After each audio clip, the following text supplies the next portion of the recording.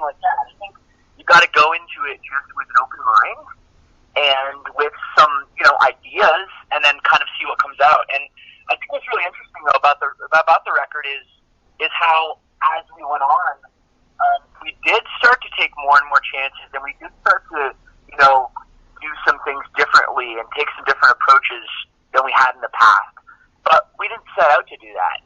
That's just what we found the music and the art was telling us to do. So it's kind of an interesting process. You mentioned that you did things a little bit differently there. What kind of things did you do differently, and how did you go about approaching that? The biggest thing we did was we didn't follow any rules at all. And, we've been a band for 20 years now. Like I said, we put out 9 records. And, we come from a time when, there was emo bands and punk bands and hardcore bands. And pretty much, there weren't a lot of,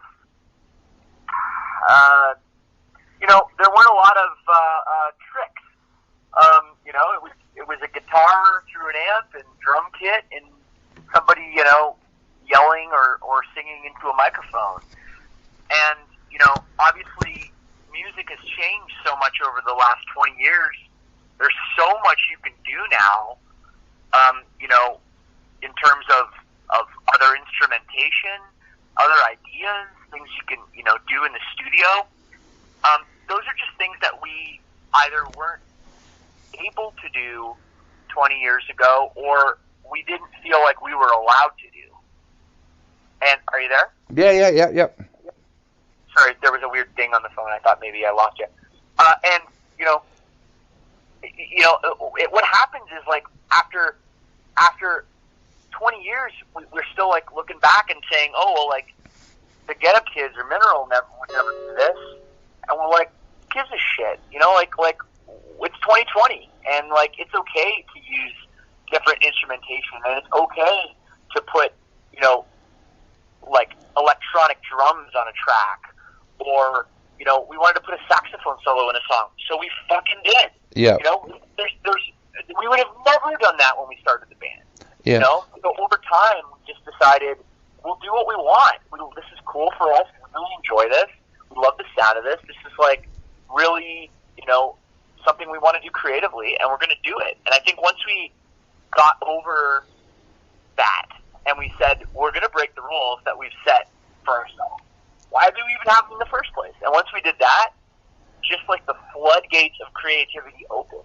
Yeah. It was a very liberating feeling to just be able to literally do whatever the fuck we wanted. It was actually really, really inspiring, to take that approach. Yeah. Those rules that you said that you had there for yourselves, do you think that came from because nobody else was doing those things, or do you think that there was a kind of subconscious thing there about not knowing how people, fans, would take it if you did do those kinds of things on an album? Well, I think we were pretty, not very cognitive of the fact that there were these rules. This is the way we made Silverstein records. This is the way we did songs. This is the way we recorded. We weren't going to use synthesizers. We weren't going to use electronic drums. Everything was going to be guitars, bass, drums, real drums, and vocals. And that was it. That was the way that's the way punk bands make records. That's as far as we were concerned. Yeah. So I think you're right in the fact that there's always a fear of going too outside your comfort zone and freaking out your fans, and then they're going to say, oh, we don't like the band anymore. We're not going to come to the shows. We're not going to buy the records. But sure, that there's a fear of that. I think any band that says there isn't is lying. But for us, we, at this point, the way music has changed so much and genres are just what is a genre anymore? Everyone does everything seemingly. Everyone listens to everything seemingly. And, the fact that we can blend, different genres and different sounds and instrumentation into our music, it's actually really, really great for us. So, so far, we've only put out the 2 singles from the record and Turn It Down that was out last year, but people were really, really, really excited about it and really into it. And like the song Incident, I thought that was going to really freak people out with that intro. Yeah. It doesn't sound anything like anything we've ever done, and no one said anything. Everybody just said, "Yeah, this rocks," and "You sound great, Shane," and like you're hitting the high notes. And nobody commented on like, what is that, an 808 at the beginning of the song? Like nobody mentioned that. So I think people, music fans, even the older ones, they're getting more and more used to hearing those kinds of sounds, and it's modern, and I think there's nothing wrong with that. Yeah, definitely. The new things that you try, how do they normally come about? Is that normally somebody in the studio saying, hey, why don't we put some electronic drums into this track and see what it sounds like? How does that come about? Well, a lot of times how it comes about, and it's interesting, is, a lot of the songs are written, either, inside the box, like inside the computer, where we don't actually physically get together in a jam space like we used to in 2005. A lot of the stuff is like written in a computer, so like the drums are fake. The guitars are real because they're really recorded in the computer, but the drums are fake, and then a lot of times we'll use like different software instruments to do certain sounds or whatever.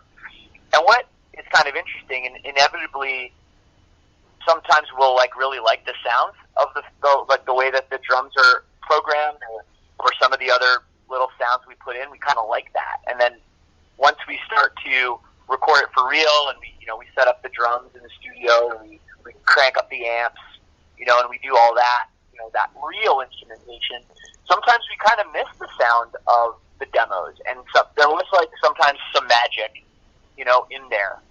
So I think that sometimes it kind of ends up just being an accident, that you come up with some tone that you thought you were going to change later, and then you kind of say, you know what, I kind of like this, and this is kind of like was sort of the magic. So I think that happened in a few songs on this record too. Yeah, definitely. Now, you mentioned before with the writing process that you kind of go into every album with a blank canvas. Tell us a little bit about the things that inspire you to write. Is it things that you see on TV, like the news, or do you write from a more personal point of view, or do you try and blend the two things? It's a great question, Dave. I think it really depends on, it's like, okay, every album, it truly is a snapshot of a time. And you can't get away from that, and I don't think you should get away from that. Obviously, you want to write timeless music, but the timeless part of it is in the songwriting, is in writing a great song, is being able to tell a story about today that would have resonated years ago and will resonate in the future, right? Yeah. But there's all going to be a time frame, right? Like, look at the 80s. Songs, you hear a song from the 80s and you know it's from the 80s. That was the production and that was the time. Doesn't mean it's not a great song. Every era has that. So I think it's really important that you write about what you're going through in this moment. This record, there was a lot of stuff. Sure, there's stuff about politics. How can you ignore that right now? Yeah. How can you ignore some of the things in the news and the politics? Also, how much hold mental health is having on people these days, and how much of a problem, just people are so over-consuming everything, and it's leading to this. Those are all things we have to talk about. But, there's records I've made, like, let's go back to our last record, Dead Reflection. I was in a horrible place when I made that record. Horrible place. I was never been more depressed. It's a very, very dark record. It's hard for me to listen to and hard for me to look back and read some of those lyrics because it's of that time. Then I look back at a record like Windship. It's in a really great place. And I wrote actually a lot of songs about extraneous relationships, and I wrote a lot of fictional stories, for that record. So each record's a snapshot of a time in the world and a time in my life. And I think that Beautiful Place to Drown is no different. Yep. It really is important for each record to tell of a time. either in our career or in, what was going on in the world. Yep, yep. When you're writing from a really dark place like you did with Dead Reflection, do you find that writing those kinds of lyrics is one of the ways that you let everything out? Like, you find it helps you to actually sit down and write those lyrics and get it out of your system? I think ultimately, yes, but at the time, it is fucking painful. Yep. I was actually just looking back at the lyrics I wrote for Retrograde, and that song I was having a lot of trouble writing on Dead Reflection because I was so in my head. I was in a fog, I couldn't really do anything. I was able to sort of live, and I was able to sort of like get some musical ideas out, but once I started getting to the lyric part of how I felt, I wasn't sure.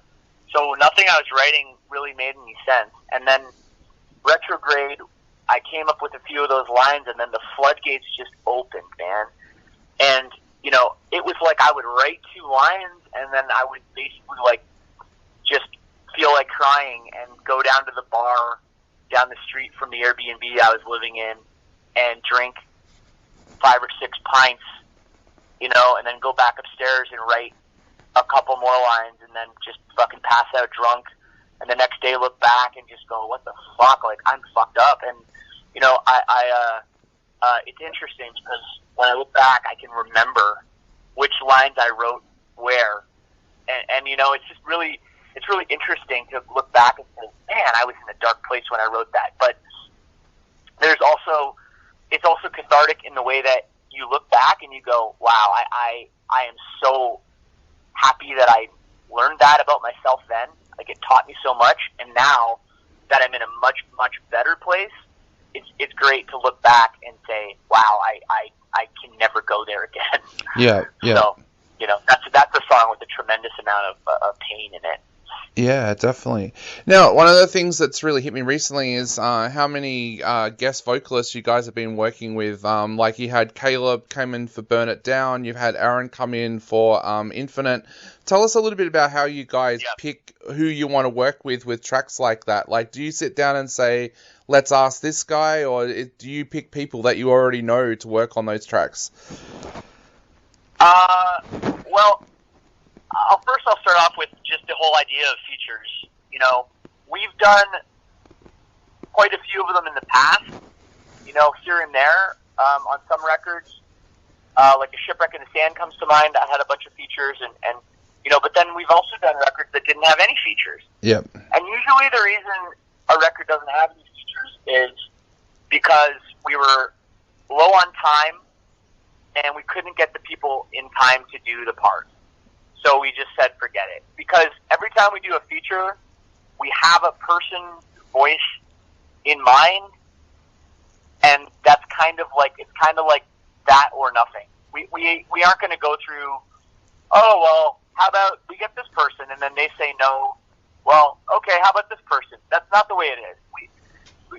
It's so important that the feature makes complete sense. We would never do a feature just for the sake of doing a feature. Yep. But what was really great about this record was everyone said yes. Everyone was our first choice. Everyone said yes, and everyone was able to do it.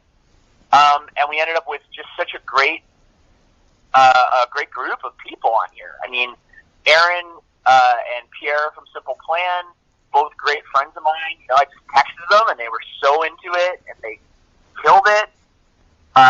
Caleb, obviously, is a great friend of ours. He absolutely crushed that, too. And then, a couple little bit outside the box ideas with Aaron from Intervals doing a guitar solo, which was super fun, something we'd never done before. And then Princess Nokia, she's an artist that she's a really big fan of our band. So we met her in New York City. She came out to our show, and we hit it off. And it was just it was just exactly what we needed that song to have. And if it wasn't her, nothing else would have worked. It was the only solution to make that song perfect. So it's really, really great that we were able to pull that all off, and that we didn't have to, just not have those songs happen. Yeah. I don't think that would have happened without her. So. Yeah. You guys just had your 20th anniversary as well. What was that like?